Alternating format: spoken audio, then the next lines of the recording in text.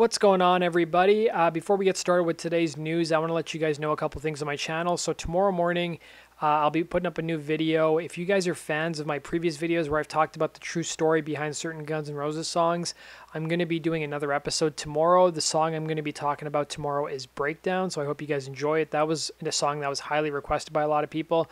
And then another thing I want to let you guys know is I'm almost done Mick Wall's book, Last of the Giants. I've got about another 200 pages left, keeping in mind that the book is 900 pages or so in length. So I should have a review of that hopefully by early next week, if not the weekend.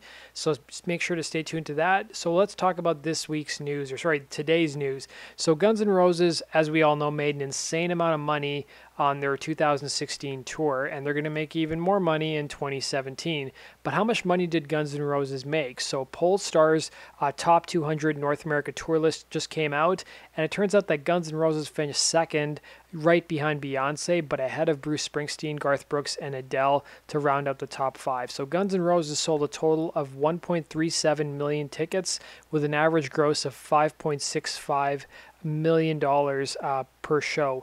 They also sold an average of 45,684 tickets per show with an average ticket price of $123.63 US.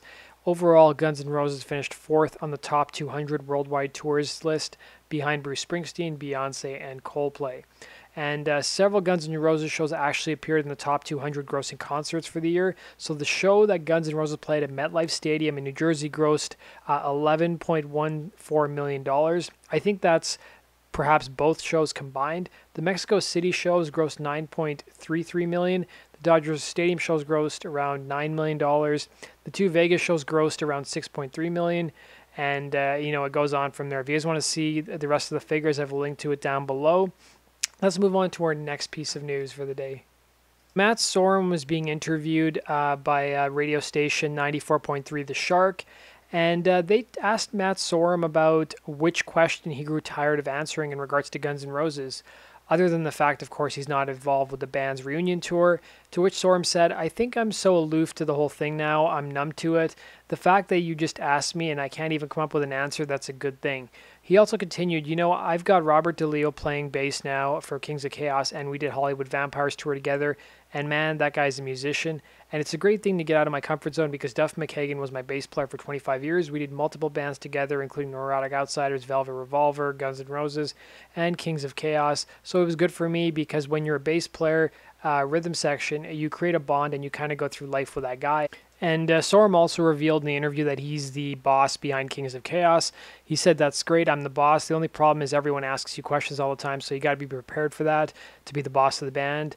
And if you guys want to listen to the entire interview, I've linked to it down below. Let's move on to our next piece of news for the day. So we got some more information about who's going to be opening for Guns N' Roses for their show in Singapore. So Wolfmother, who's going to be opening for Guns N' Roses across Australia and New Zealand, they're going to be opening for Guns N' Roses for their Singapore show as well. And their show in Singapore is going to be taking place on Saturday, February 25th, 2017. This is the first show, as far as I know, that Guns N' Roses is playing in Singapore, at least with this lineup. And this is the tail end of this leg of the tour. They're going to be playing Dubai shortly after.